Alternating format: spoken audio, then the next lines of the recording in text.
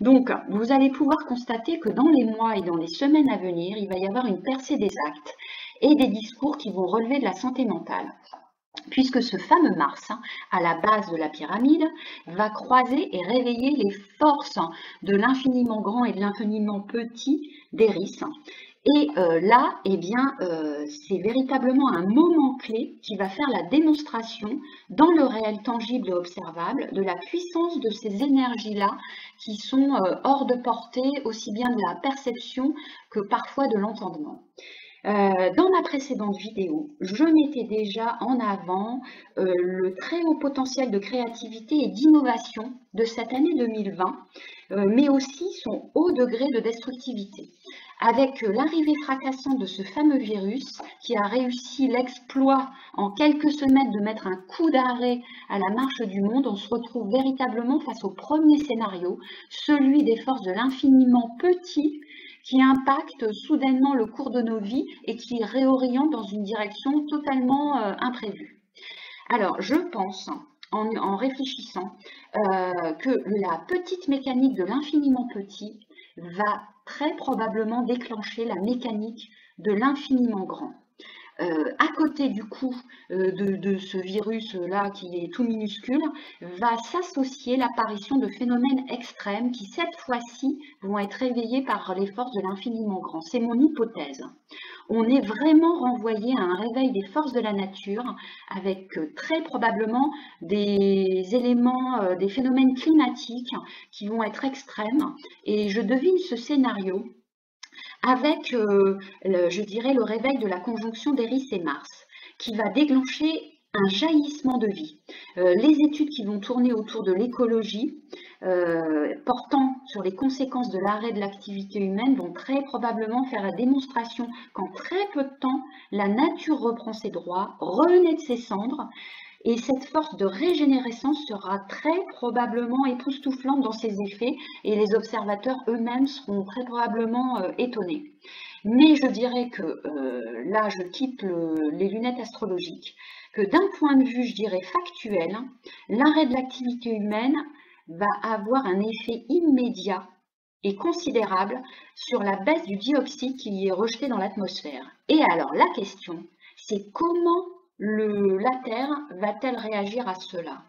Alors j'ai eu l'image, parce que je fonctionne beaucoup en raisonnement analogique, j'ai eu l'image d'un drogué à qui on a coupé l'arrivée de sa substance toxique. Et les premiers effets, on ne peut pas dire que c'est un effet très salutaire, hein, parce qu'il y a sur le corps des conséquences qui sont très importantes. Et là, effectivement, ce coup d'arrêt du dioxyde de carbone qui est rejeté, on peut imaginer que ça ne va pas être sans conséquences. Et je pense que les climatologues eh bien, sont très certainement déjà branchés sur cette atmosphère terrestre pour observer ce qui s'y passe, car à n'en pas douter, il va s'y passer des forces qui vont relever de l'infiniment grand. Moi, en tous les cas, c'est mon hypothèse. On va voir comment tout ça va s'orchestrer cette année-ci. Et la période qui peut être marquée par tous ces événements climatiques extrêmes, je la situe entre juillet et le mois de décembre. Alors, vous vous rappelez qu'au niveau de mon bandeau violet, mis au-dessus de la pyramide de Maslow, eh bien, j'avais fait l'association entre génie créatif et folie destructrice. C'est les deux faces d'une même médaille. Et on va voir surgir deux catégories de personnes très contrastées. Alors, le meilleur, des personnes qui vont réaliser, je pense, de véritables exploits tant physiques que mentaux. Et si je peux m'essayer à un portrait robot de ces individus, je dirais qu'il s'agit d'une partie de la population qui est d'une nature très créative, inventive, rebondissante. On ne va pas les voir arriver, personne ne les attend, ils vont sortir de nulle part et ils n'auront absolument rien d'académique. Ils ne seront pas issus des arcanes du pouvoir et du savoir officiel et ils vont totalement bousculer les lignes poussiéreuses des pensées des vieilles pensées d'arrière-garde. Mais aussi pas seulement des pensées, je pense également des pratiques surannées. Dans leur sillage va souffler un vent vivifiant, tonifiant, régénérant, ça me fait du bien, ce qui va constituer une vraie bouffée d'oxygène pour nous tous. Et là, manifestement, c'est le besoin premier actuel. Le web va jouer, je pense, un rôle de diffusion de leurs exploits fulgurants en matière d'innovation.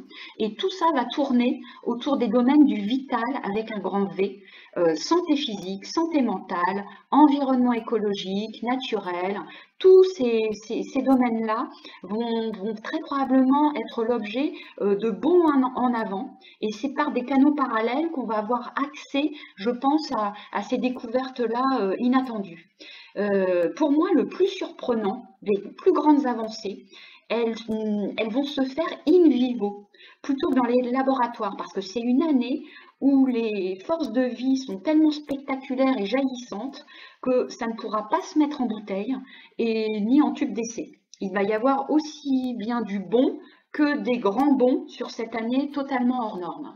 Mais on a un revers de médaille, parce qu'il va y avoir un réveil de la population, d'une population déjà fragilisée sur le plan de l'équilibre mental, et où cette situation d'urgence va faire basculer à la fois dans la précarité financière et économique, mais aussi qui risque de déclencher une folie meurtrière. C'est ce que je devine avec tous les symboles astrologiques. L'année 2020 va faire effraction dans notre rapport à la réalité traditionnelle et à la logique commune, parce qu'on a trop tendance à l'oublier, mais il y a plusieurs principes de réalité qui cohabitent. Nous, on est essentiellement focalisé sur ce principe-là des réalités tangibles, mesurables, reproductibles en laboratoire par les fameux scientifiques cartésiens, mais aussi sur tout ce qui tourne autour des organisations sociales, des systèmes de production, du profit, de l'enrichissement des biens, de la spéculation financière. De toute façon, ces deux mondes-là essaient de conserver dans leurs mains le pouvoir et s'entraident mutuellement pour conserver leurs privilèges. Et c'est ce rapport-là à l'existence qui va toucher ses limites avec l'irruption d'Eris, qui vient donc de la très grande transcendance et de toutes ces forces qui activent l'infiniment petit et grand, mais aussi du coup tout ce niveau de réalité qui nous échappe. Donc cette fameuse Eris, eh bien, elle va venir percuter le petit ordre bien tranquille et cette petite machine d'entretien des ultra riches et des privilèges. Alors, on voit déjà, avec l'arrivée du virus, qui nous a pris tous au dépourvu, et avec les lunettes astrologiques, je dirais, au-delà, j'entrevois, comment dire, l'orchestration d'un vivant qui va être à la fois spectateur et objet de phénomènes spectaculaires et sidérants. Alors pourquoi sidérants? Parce qu'au final, eh bien, c'est en lien avec le sidéral, avec les orbites sidérales de nos fameuses planètes. Et plus elles sont loin, et plus elles sont puissantes sur le collectif. Donc on est face cette année à une incarnation du principe de la très grande transcendance qui va faire à nouveau irruption dans notre champ de conscience de la réalité des phénomènes objectifs qui, si on se contente simplement de ce point de vue-là, on est vraiment sur un esprit très étriqué. Alors, ils sont, là je vais prendre l'exemple des génies créatifs, qui sont un exemple et une illustration parfaite de cette idée-là, et parce qu'ils sont au croisement improbable entre le vivant et la transcendance. Alors, on va s'arrêter quelques instants sur leur fonctionnement parce qu'ils vont éclairer le fonctionnement de cette personnalité, de ces personnalités, de ces individus-là qui vont être probablement très destructeurs. Alors, ils ont une partie du chemin qui est commun avec les génies créatifs. Les génies créatifs présentent la spécificité d'être capables de partir voyager à travers l'esprit dans des contrées lointaines et du grand inconnu. Ils ont cette puissance-là qui est animée par un Eris qui est important relié au luminaire, soit la Lune, soit le Soleil ou les deux.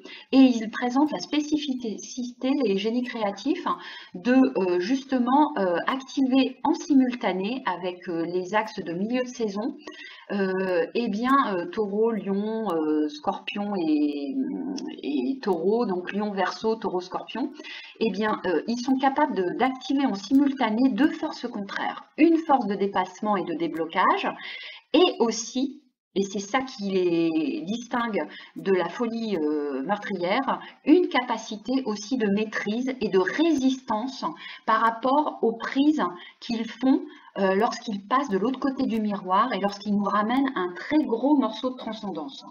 Il nous ramène cet échantillon-là, des secrets qui habitent cette zone du ciel.